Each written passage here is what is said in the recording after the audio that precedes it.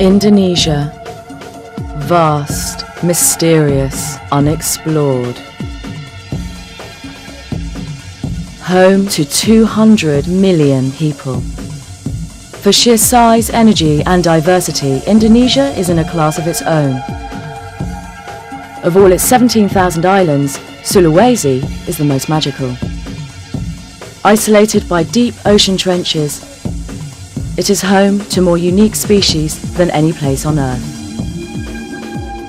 This is the biggest frog I've ever seen. It's absolutely amazing. But Sulawesi is under threat. When you're sitting in Europe in your armchair watching a natural history programme and thinking, I'd like to make a difference, there is a way you can make a real difference.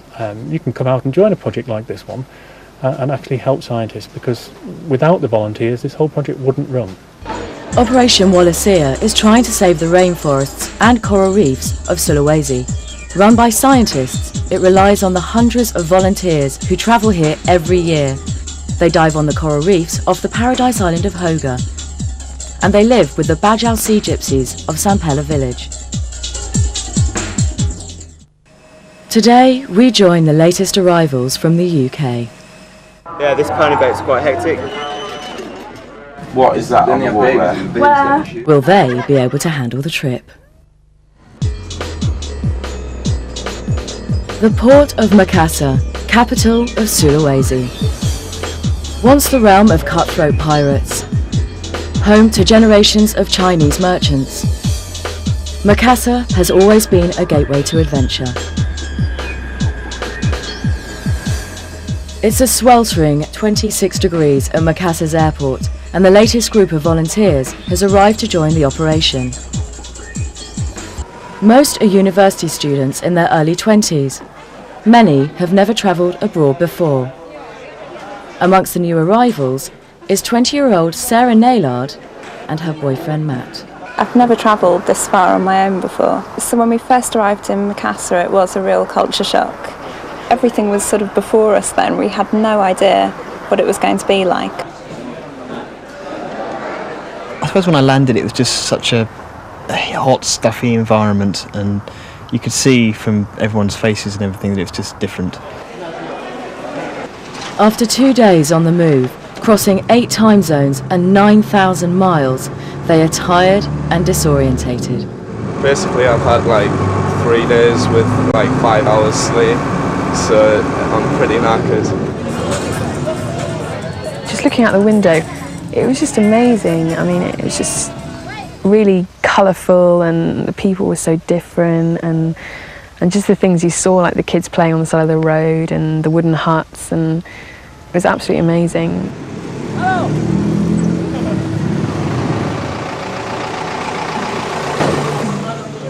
At the hotel, the volunteers are told to sit tight and await the arrival of the ferry.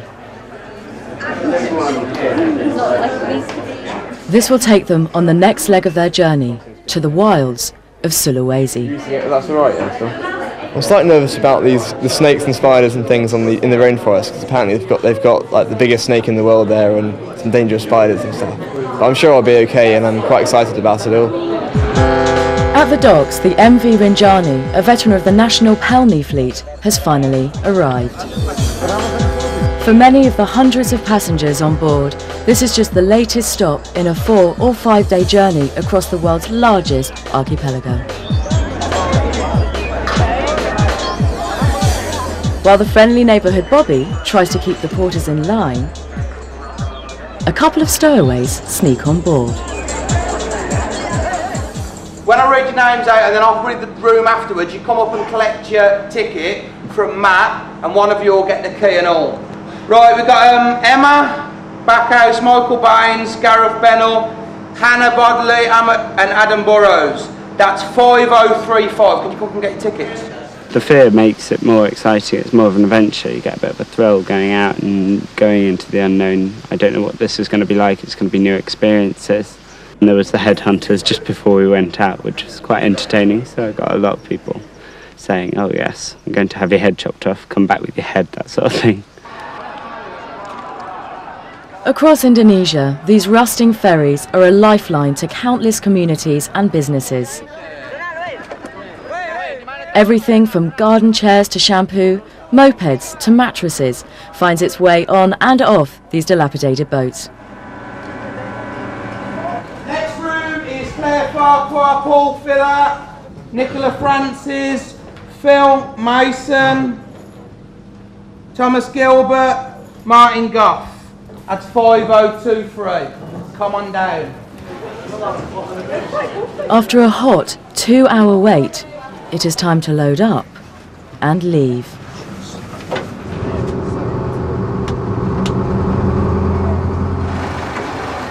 This is Operation Wallacea's largest group of incoming volunteers. Last time we went on with 5 minutes to spare. We'll probably get on today with 10 minutes to spare. Everyone needs to keep an eye on bags and valuables. Did you get your bag? Yeah. Lucy. Sorry. That's all right, Lucy. I'm more behind you. My bag's on my side anyway. Yeah, this pounding boat's quite hectic. It's one of the biggest ones in the fleet, and it's getting to the busy time of the year now as well, so there's going to be a lot of people on it. The Rinjani is named after Indonesia's third highest volcano. For our new arrivals, it is the first of many mountains to be climbed during the coming weeks.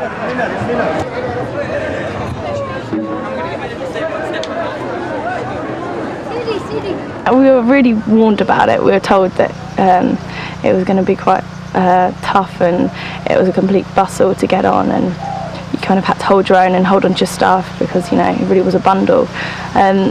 So I think we're all expecting the worst, really. It was an experience. I mean, you know, I didn't come here for a luxury holiday. I came here to see what it's like in Indonesia and have an amazing experience, and the Pelni was part of that.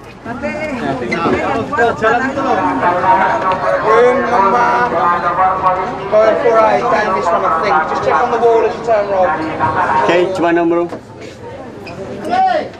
And here. And here. The man responsible for maintaining some sort of order amongst this chaos is Dr. Tim Coles. It's a good first indication of what it's actually going to be like in Indonesia, because the concept of personal space here is nowhere near as well developed as we have it. If you look, as you walk around the ship, the Indonesian people are quite happy being close together and sleep very close together, whereas we maintain a sort of personal distance around us. If this was in Britain, there would be a major problem getting so many people peacefully together in such a large concentration. But in Indonesia it's quite normal. But it's one of the biggest shocks that the students have when they first arrive.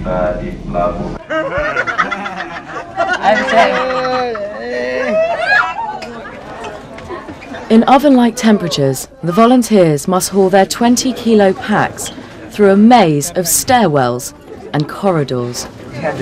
No, they said there wasn't one, so... Yeah. Each of the cabins comes complete with running cockroaches. I just killed the first cockroach, is it? Nice one. Got it. Yeah, loads of cockroaches in there, don't worry about it. Do you want another one? Do you get attracted to dead ones? Extra. There's one on you now. So what's the score? How many cockroaches? I'd say about The thing is, I'm not from over, I'm around the corner on the evens, yeah, and there's just none at all. I come over here and there's like stories of ones this big. Lovely jubbly. Shall I ceremoniously punch it? Yes, just keep smaller, we'll leave cockroaches for you, okay? Mature student Martin Meads has always been the outdoors type and prefers his wildlife to be the same. This is what you call first class, isn't it? They eat all the stuff that does actually bite you, surely. So... What is that on the wall there? Well, it's a hole. No, honestly.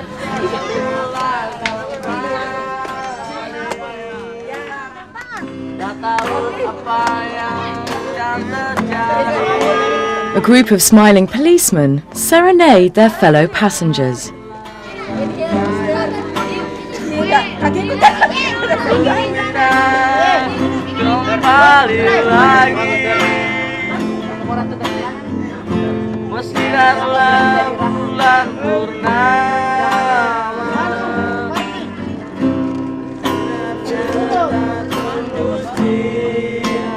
Finally, the Rinjani heads out into the Makassar Strait, bringing our volunteers one step closer to the jungles of Buton Island. Will they arrive in one piece? Going to be absolutely knackered and bad-tempered. And will they be able to hack jungle life? Find out after the break.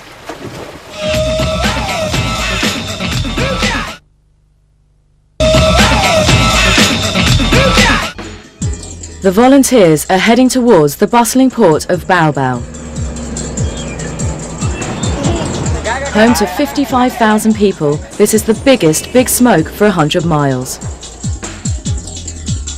At Operation Wallacea's main office, pre-ferry nerves are making the staff hungry.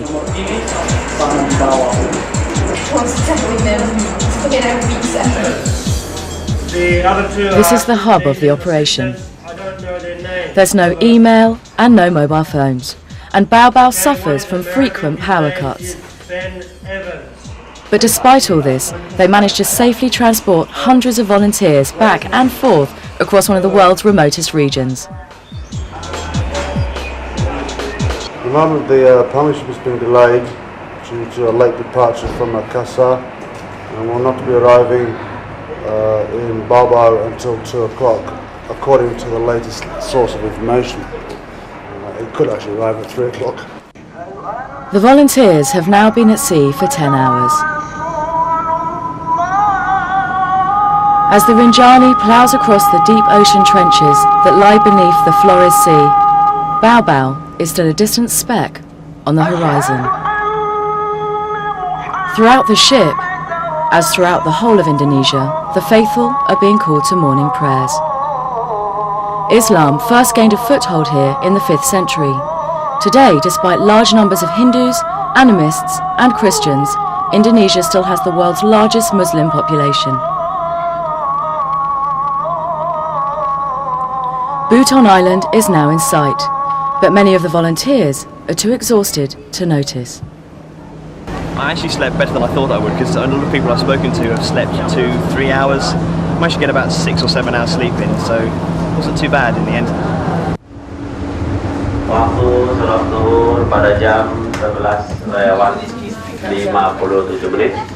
The critical hour approaches. These corridors will soon be filled with hundreds of passengers jostling to get off the boat.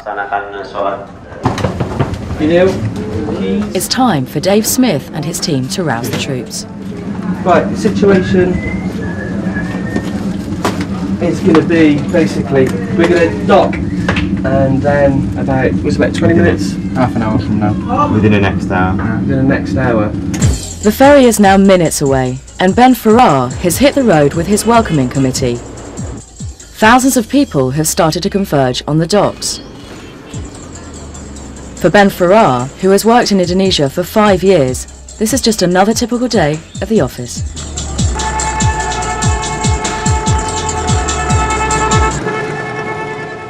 A lot of the decisions that are finally made on the dock are made at the last minute. Everything is constantly changing. It makes it more fun. I hate to follow a set system. I hate to be part of a system.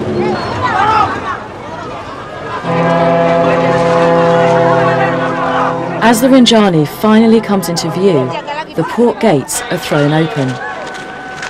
The notorious dockside crush begins.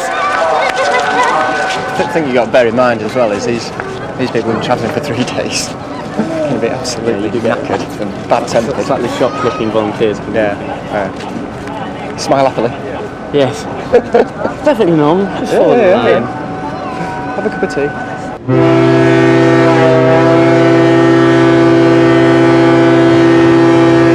Have you got all your bags ready to go? Do you want us to carry all the bags? No, as many as you can, that's all. Just carry what you can. The concept of queuing in Indonesia is entirely alien. So, as the ship docks, all the hundreds or even thousands of people that get off all push off at the same time as the hundreds or thousands of people that want to get on trying to get on. So, instead of making it an easy operation, it becomes a major problem to get on and off the ship. Just pulling in now, line up with the gangplank. As soon as volunteers start to get off, we'll form a nice line. We just shuffle them down onto the microlights and up to the Rajwali. Nice and easy. Well, that's how it's supposed to happen. That's how it's supposed to happen? Yeah. Normally it does.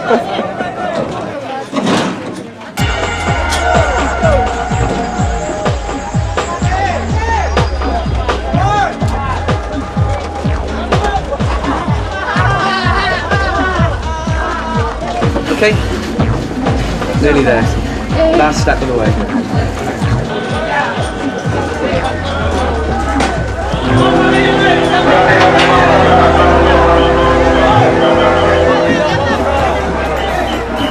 Ben's team has no way of knowing which of the ship's 3 rusting gantries the volunteers will use.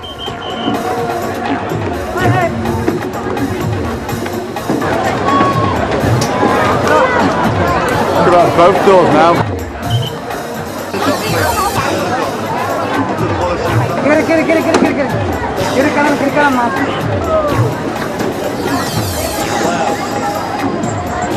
Down to the end of the dock, follow the Wallacea umbrellas, watch them as you can go.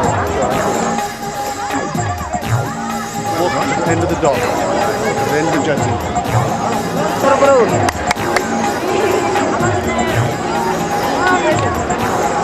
Oh, that was quite an experience actually. I'm not feeling too great now, but that was pretty amazing.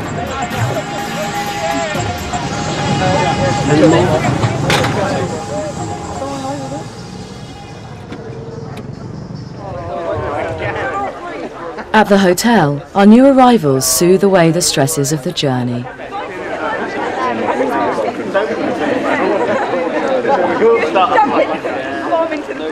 The water's bloody amazing, and it was definitely worth going on the journey for that. It's just made it all worthwhile. Got to stretch it, relax, and then massage it. Time also to contemplate the next few days of jungle training. I don't quite know what to expect, but it should be interesting, whatever happens. Apparently we've got to leave in 20 minutes, so I'm gutted. It's about a 2.5-hour journey. If you need to go to the toilet, please go now, because otherwise it's bushes on the way. Where do I put the luggage? You've missed the luggage van, I reckon, right? What do you mean I've missed the luggage van? See you later, Chief. Make sure they eat loads of ants. Make sure they don't get leeches on their arse. Catherine Lyons has been Op Wall's resident jungle survival expert for 2 years. It's quite smooth, no problems. I mean, we get used to it now. It's quite big groups, but you just have a roll call and it all kind of works. To date, she has helped over 300 people survive the wilds of Sulawesi.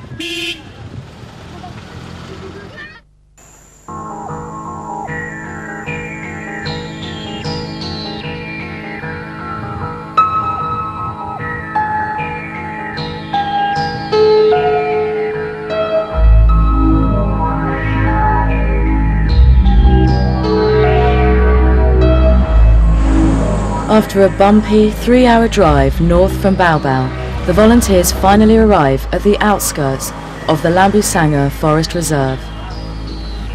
50 square miles of protected rainforest.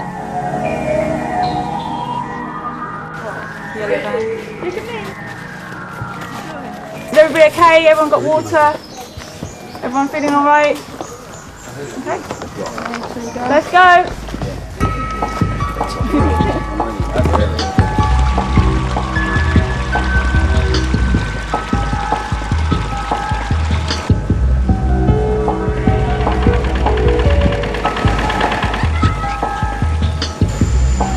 For the next 4 days, they will be completely immersed in this jungle environment. They will have to cook their own food, boil their own drinking water, and build their own shelters. We were told that we'd have to cross the river a couple of times, but I didn't realise we'd actually be zigzagging all the way down, sort of thing. It's quite nice to get fresh water in your boots and cool you down a bit. There's not too much climbing, but yeah, sweating a lot, and loads of roots which tend to just grab you around the ankles.